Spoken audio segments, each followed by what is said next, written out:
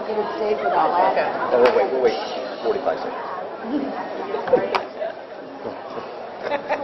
We'll wait 45 seconds. Yeah. They pulled a fast one. They started 45 seconds early.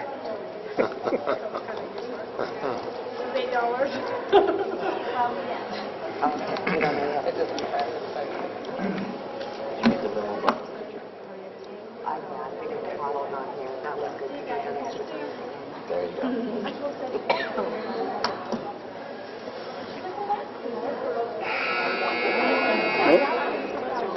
Yep. That's our starting signal. That's what I was Call the roll, thinking. please. Mrs. Cruzen. Here. Mr. Harris. Here. Mr. McDonald. Mrs. McFerrin. Here. Mr. Safka. Here.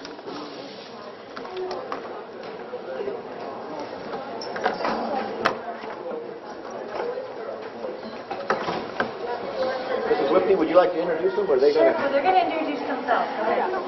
Hi, my name is Matt. Matthew Bird. This is Matt Bird, and Hi, my name is Nathan Bird. what do you guys like about school? When I need help, I ask the teachers for help and they help me. One thing I like about school is teachers interact with us. I did not pay them to say that. And they're great basketball players, too, I'll tell you that. Very good. They are. Okay. So you guys want to lead us? To the flag of the United States of America and to the republic for which it stands, one nation, under God, indivisible, with liberty and justice for all. Thank you. Thanks, guys.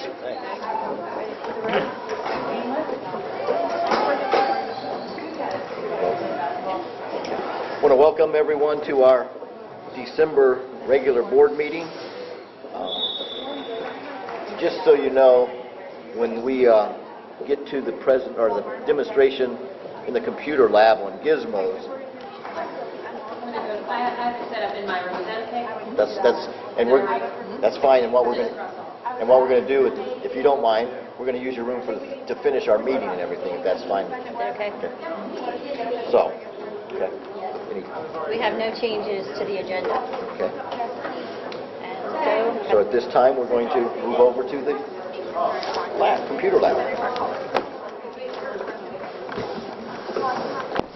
last year at the science teacher leader meeting, it became very apparent to me that the different tests that the kids were going to be required to take this year were going to really require some different practice for those tests. And the one thing that is the most different is the fact that they're being taken online.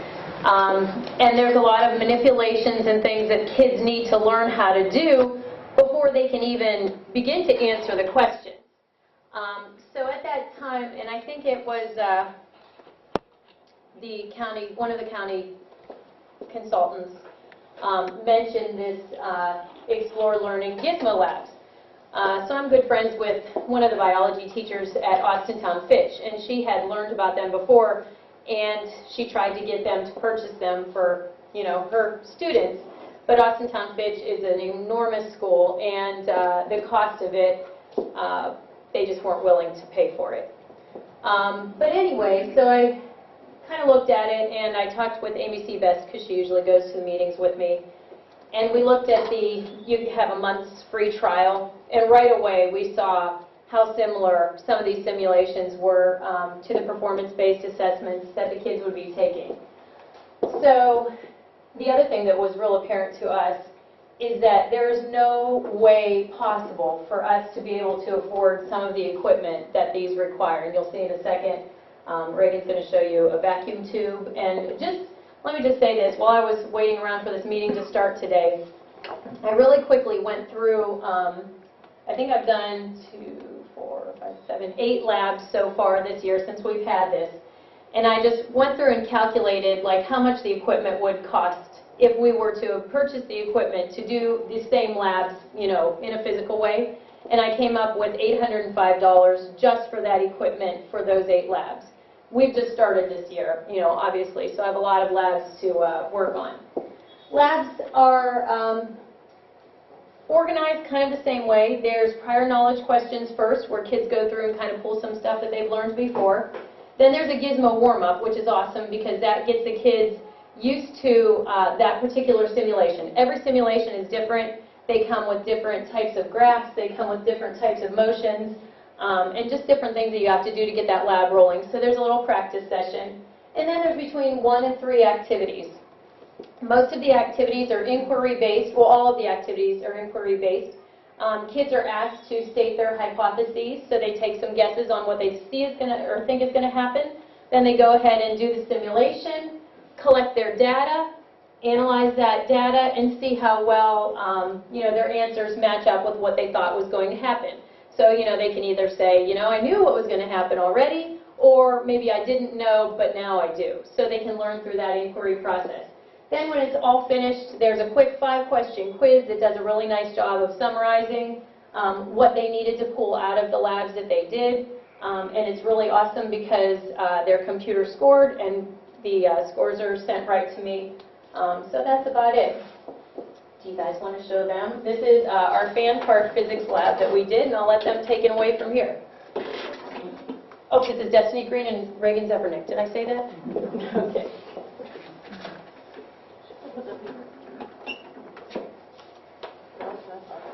There's another one right there. Yep.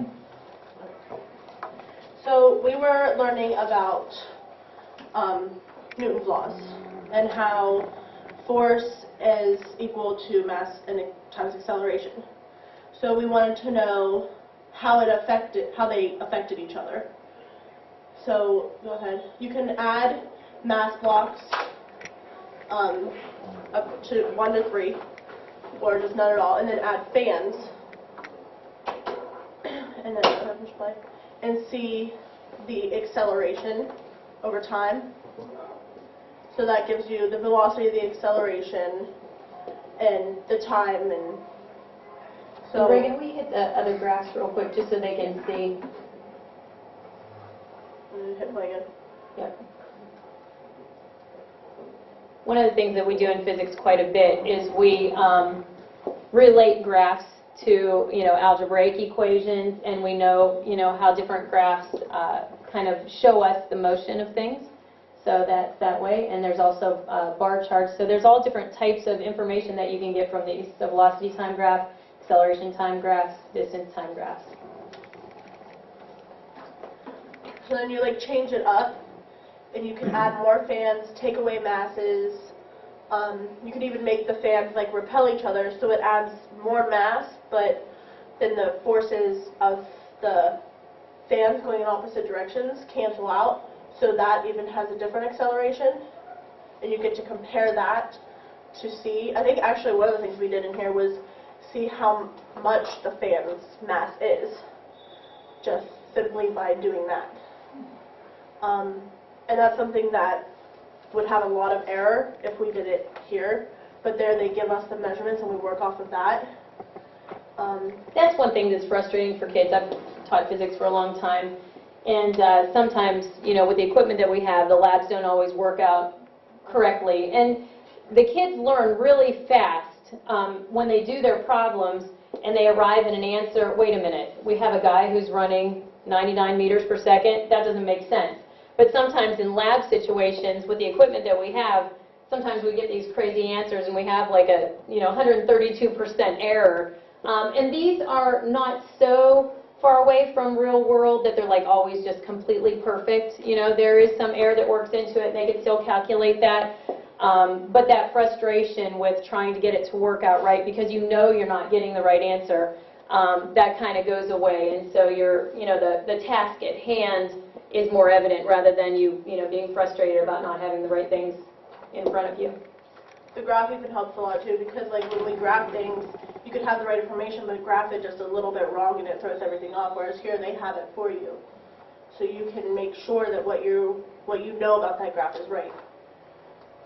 Did you want to show them the other one real quick, the tube, free fall tube?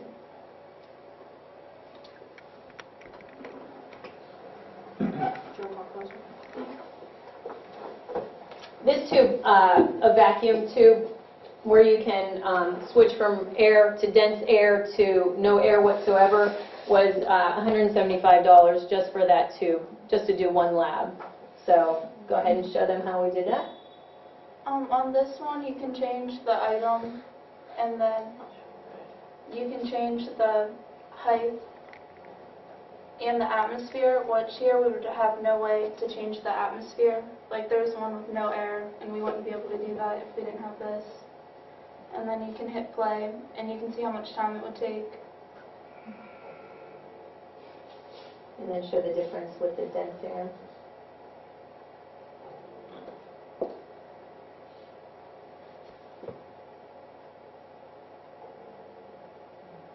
And then we did like all the different atmospheres, and we saw the differences between them so that we could compare them. And then there's also a graph for this one.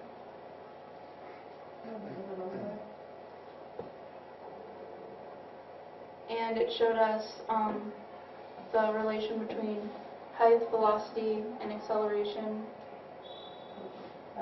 And it's nice too, sometimes it'll graph things for you and you can figure out the numerical value, or you can check the box that says to show numerical value so you can check yourself. A lot of these labs, that's one thing that they can do, is they calculate things and then you can hit a check box and then you can go ahead and check your answers and see how well you did with that. So that's, you know, a confidence booster with the kids too. So they have a chance to make some errors and then figure out what they did wrong and, you know, fix things from there before they take the little assessment at the end. And then the assessment is just like right below it, so all we had to do is scroll down and then you can answer the questions. And they get immediate feedback. They tell you, you know, which ones you missed, what your answer was, what the correct answer should have been, so you can, you know, learn from your mistakes as well. Any questions on anything? I feel like I tried to cover as much, but I wasn't sure what you'd want to know, but I'm, you know, happy to answer anything. Okay. Thank you, girls. Now we're good. That's it.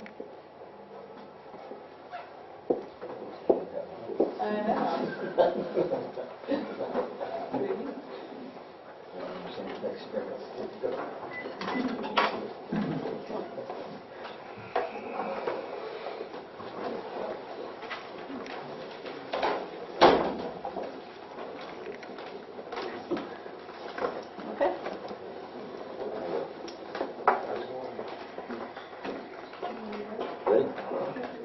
Okay, motion to accept the minutes and the treasurer's financial report. Motion. Second.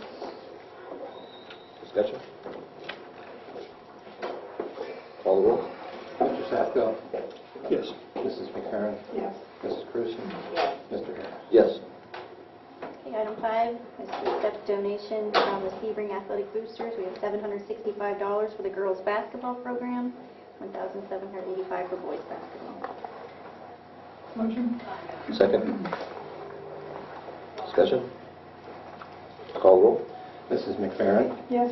Mr. Harris? Yes. Mrs. Cruzen? Yes. And Mr. Safko? Yes. Item 6, motion to enter the minutes along with attachments of the Record Commission meeting into the exhibit file of the board. Motion. Second. Discussion? Everybody got their copies? Call the roll. Mr. Safko? Yes. Mrs. Cruzen? Yes. Mr. Harris? Yes. Mrs. McFerrin? Yes. 7, motion to approve the resignation of Joyce Rabb effective May 28, 2015. Second. Discussion? Do we know how long she's been here? 20 years. 20? I just did something with it. And then that will make 20 years for her. I'm thinking it's between 16 and 17. Oh, is it? And somebody had said she checked with I was gonna state say teacher because retirement and they thought she had 20 years. But I'm not positive. You know, that's... I was going to say, because back in 99, I think I applied for the school nurse's job. I think, I'm pretty sure I looked it up for STRS, and it's between 16 and 17 years. Is there a way we can open the door? I think people are trying, they're not sure if the, Yeah. is there a way it pops open or something? Being a maybe we should probably have it. Take a stool or something and prop it open. Yeah, have a chair maybe. Okay, Yeah, I'm not sure. Yeah. That's You tried to hide from me, Don. And that may have... You found us. Yeah. And that was just for BL, so it may have been that she was at the high school at the time or something like that. I can double check her. She was at that university, and she was hired, I believe, when Melanie Stelz, who was our nurse before, left and took a job at Tony. Yeah, that's what I forget. So, okay. So, All right, call the roll. Mrs. McFerrin? Yes. Mr. Sapko? Yes. Mrs. Cruzen? yes. Mr. Harris? Yes. Item 8, motion to enter into the agreement with the Mahoney County ESD to provide services for opportunities of Ohioans with disabilities. Motion? Second. Discussion. Call the roll. Mr. Sapko? Yes. Mr. Harris? Yes. Mrs. Cruzen? Yes. Mrs. McFerrin? Yes. 9, motion to grant a 1-year limited contract for the 14-15 school year at the current sub-salary rate for Ida Gorman. Motion. Second. Discussion. Call the roll. Mr. Harris? Yes. Mrs. McFerrin? Yes.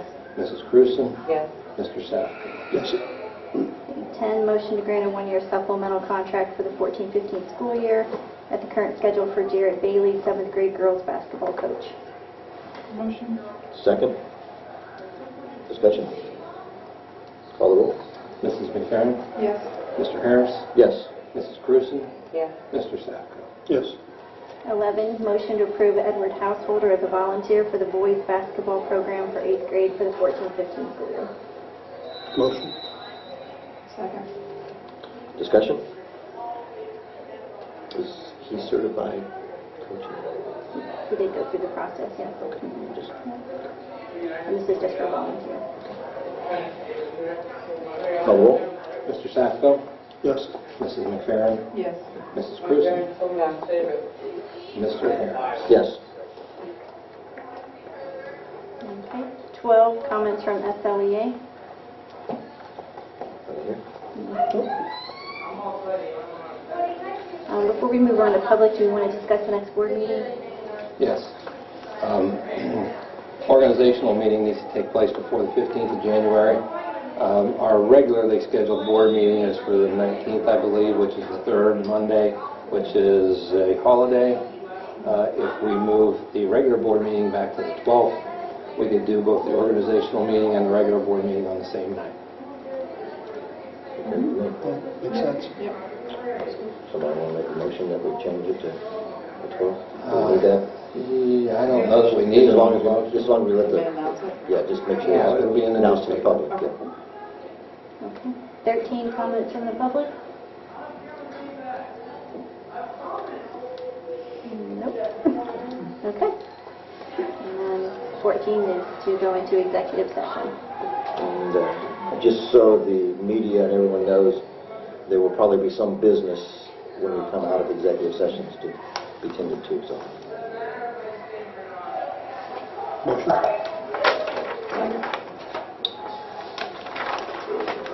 call the roll. Mr. Sapko? Yes. Mrs. McFerrin? Yes. Mrs. Cruzen? Yes. Mr. Harris? Yes. When we come out, we're just going to be over here. Yeah, we'll be back in the Cafeteria. Couple cafeteria. of items at the end. Oh, did you want to do the noteworthy before we? I thought it was just a donation. No, No, this there's is no the word. students of...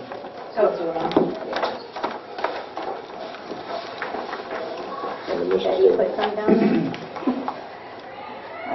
Reagan, okay, items worthy. We have Reagan Zepernick and George Clark were selected as the Elks Teenagers of the Month for December. And then at the last meeting, we shared the new mission policy, and that should have been given to all of you to put in the volunteers. Yes. Applications for the treasurers. Yeah. Is it too late You to got 'em. answer your question? Should have you three. Should have got 3. Yeah. 3 comments. You have 2, Nancy, or you have 3? Right. I have Is it too late for me to ask this question? together. No, certainly. Is there a difference between the role of a volunteer for a coaching position versus an assistant coach? Is there stipulations on what they are allowed to do and aren't allowed? 1 or 2. Yeah, you have two kids. That's a Okay. good They're the only question. ones that asked. Anybody else? Because you just specific. specify that. Volunteer, non-paid. Yeah, I just wondered if there was a difference in the role that they're allowed to play. Don't, do you know? I'm sorry, that's all. If there's a difference in the role that a volunteer for the Since he's a basketball volunteer coaching coach. position can play versus an actual coach. If there's a difference in the role that they're allowed to play. I just wondered that. Can they do disciplinary things? I wouldn't think so, no. I don't think they can do any disciplinary or anything like Yeah, that. They're just because there to assist the coach. Yeah. So the head coach should be in charge. Should be. They should be. Yeah. Okay. If they're not, let us know. Okay. If there's any issues. Oh, we will. Okay. Thanks for the vote. You're welcome.